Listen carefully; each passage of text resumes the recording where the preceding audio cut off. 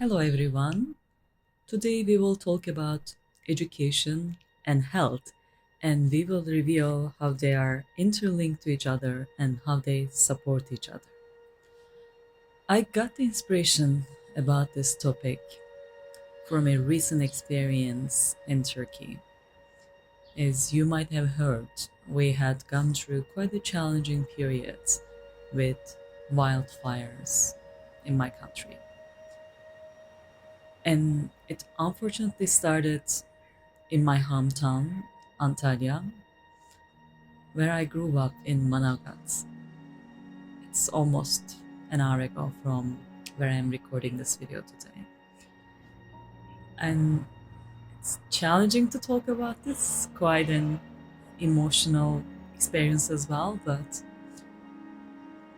Manavgat and the mountains in Manavgat, where we had the wildfires, have been the places where I spent my childhood. My father used to have a travel agency, and we used to go up in the mountains for safari tours, and it was wild nature, and we were able to enjoy and spend time with the local people.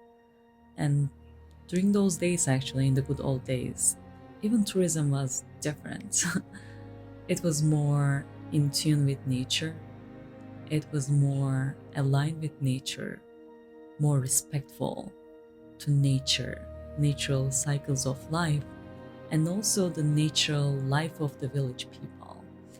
For example, I remember being hosted by some villagers in their homes with local treats like Turkish tea, Turkish coffee, and Turkish treats like gözleme, handmade, introducing local culture, but also opening up opportunities for the local villagers to get some income from the visitors.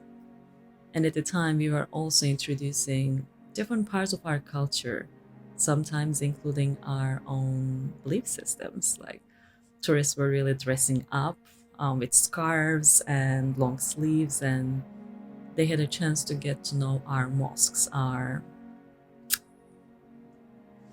more sacred places, as a part of getting to know Turkish culture more as well.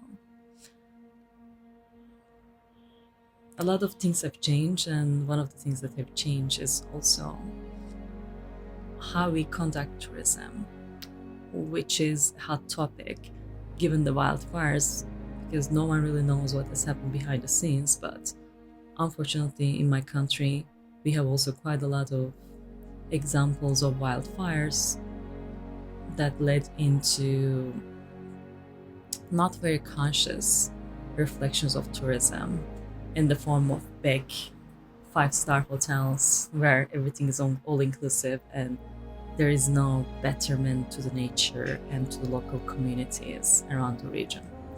But anyway, coming back to our topic, it has been an emotional time for me because I had so much memories in all of those places where we had wildfires. It was my childhood, and it had quite a lot of personal impact in my life, in addition to, of course, the usual pain of going through this process as a nature lover.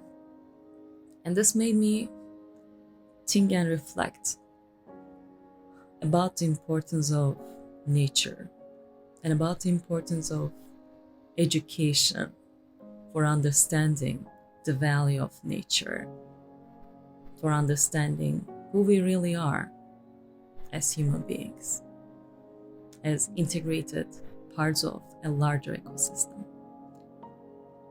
And in my previous video, I was talking about how my parents didn't really have too much in terms of material, worldly possessions, but they had a depth of understanding about this ecosystem that we operate in, and they had a deep respect for nature.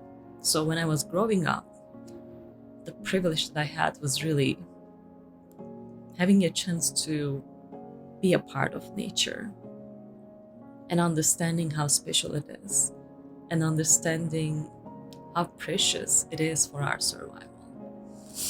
I was privileged enough to have my own animal kingdom. We used to have, we used to live in a home quite isolated from the city, where I had the opportunity to have a cat, a dog, even a goat at home, quite a lot of ducks, quite a lot of chickens. So you get it. I grew up with them. Because I grew up with them, I had this holistic sense of understanding nature, understanding animals, and feeling with them, being a part of the life together with them. So it was never ever me versus them, or like in the world that we are today, us dominating their worlds.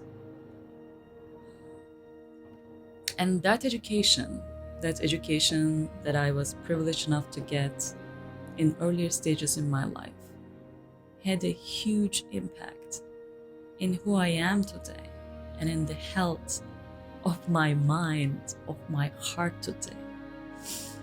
And coming back to the definition of health, health actually has association with healing, and it also comes from the root of wholeness. So when we become whole, and that wholeness actually means wholeness of the mind, wholeness of the heart, wholeness of the body, working in harmony, that is the true definition of health. You can eat good food, but if you don't have really good mind, thinking positive, that will have an impact on your health. And you can really do everything in your control, but if you don't really have good energy, good vibration going through your system, if you don't really have open chakras, that's also not going to translate into good health. And all those things working together is a true definition of health. And it's a holistic system where you can't really separate your body from your mind. And in a similar way, we are all in this together, all living beings. And I don't know whether there is any better example than COVID to really articulate what this means for us. You might be the president of a country, you might be a prime minister of a country, and you might have all the privilege of the world living in a palace, but that might not differentiate you because you breathe the same air, you drink the same water, and if something happens holistically in the world, in the ecosystem that we operate in, that impacts you too, regardless of who you are, regardless of how much power you have.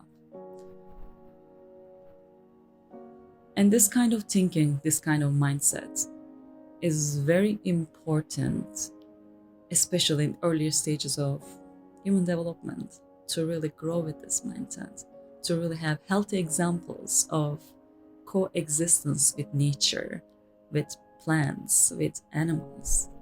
And I'm unfortunately observing that it's not something that can easily come in later stages in life. Because unfortunately, over the last few weeks, I've also observed and watched some of the powerful figures that we have in life talking about some of the losses we had as if they are commodities that we can trade, like white meat that we can pay the money for and easily replace. And this is not something that easily comes with education and elevation of the consciousness in later stages in life. An easier path might be really